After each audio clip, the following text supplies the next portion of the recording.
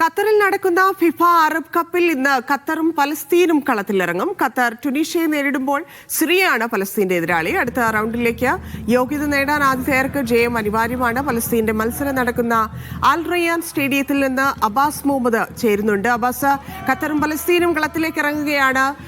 Qatar ടുണീഷ്യയെ നേരിടും, പലസ്തീന് സിറിയയാണ് എതിരാളി എന്നറിയുന്നു. എത്രത്തോളം ആവേശത്തോടെയാണ് കാത്തിരിക്കുന്നത്?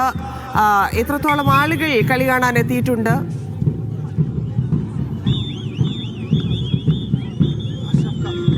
നമ്മളിപ്പോൾ എഡ്യൂക്കേഷൻ സിറ്റിയിലെ അൽ റയ്യാൻ സ്റ്റേഡിയത്തിലാണുള്ളത്. ഇവിടെ ഫലസ്തീനും സിറിയയും തമ്മിലുള്ള മത്സരം പുരോഗമിക്കുകയാണ്. ആദ്യത്തെ ഹാഫ് കഴിഞ്ഞു. ഇരു ടീമുകളും ഗോളൊന്നും നേടിയിട്ടില്ല.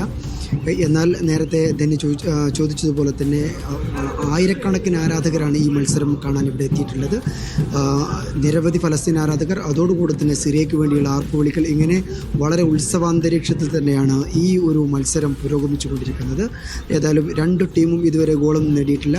രണ്ടാമത്തെ മത്സരം പുരോഗമിക്കുന്നത് അൽ ബൈത്ത് സ്റ്റേഡിയത്തിലാണ്. അത് ആതിഥേയരായിട്ടുള്ള ഖത്തറും അതുപോലെ തുനീഷ്യയും തമ്മിലാണ്. ഈ മത്സരത്തിൽ ഒരു ഗോളിന് ഖത്തർ പിന്നിലാണ് എന്നുള്ളതാണ് ഏറ്റവും പ്രധാനപ്പെട്ട ഒരു കാര്യം. ഇന്ന് തോറ്റു കഴിഞ്ഞാൽ ഖത്തർ ഈ ടൂർണമെൻറ്റിൽ നിന്ന് പുറത്താകും. ഇത് ഗ്രൂപ്പ് എയിലെ മത്സരങ്ങളാണ് നിലവിൽ നടന്നുകൊണ്ടിരിക്കുന്നത്.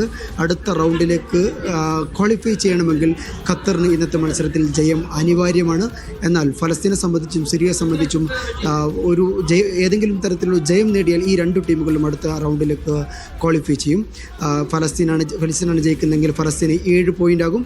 അതുപോലെ സിറിയ ജയിക്കുന്നെങ്കിൽ സിറിയയ്ക്കും 7 പോയിൻ്റ് ആകും. എന്നാൽ ഖത്തറിന് ജയം അനിവാര്യമായതുകൊണ്ട് തന്നെ ഈ ഒരു ജയം ജയിച്ചാൽ തന്നെ ഖത്തറിന് 4 പോയിൻ്റാണ് ആവുക. അടുത്ത മികച്ച രണ്ടാം സ്ഥാനക്കാരുമായിട്ടുള്ള ഗോൾ ഡിഫറൻസ് കൂടി നോക്കിയിട്ടാവും ഈ അടുത്ത റൗണ്ടിലേക്കുള്ള ഒരു ക്വാളിഫയിങ് ഉണ്ടാകുക. ഏതായാലും വളരെ വീറും വാശിയുമേറിയ പോരാട്ടമാണ് ഫിഫ അറബ് കപ്പിൽ നിലവിൽ പുരോഗമിച്ചു കൊണ്ടിരിക്കുന്നത്. ഖത്തറിനെ സംബന്ധിച്ചിടത്തോളം ഇന്നത്തെ രാത്രി വളരെ നിർണായകമാണ്. ഫലസ്തീനും നിർണായകമാണ്. ഈ ഫലസ്തീൻ ഏതെങ്കിലും ഒരൊറ്റ ജയം ജയിച്ചാൽ പോലും ഫലസ്തീൻ അടുത്ത ഘട്ടത്തിലേക്ക് യോഗ്യത നേടും എന്നുള്ളത് ആണ് ഇന്നത്തെ ഈ മത്സരത്തിൻ്റെ സവിശേഷത.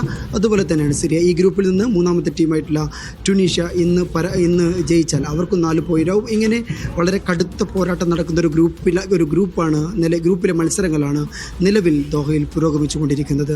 ധന്യവാദം.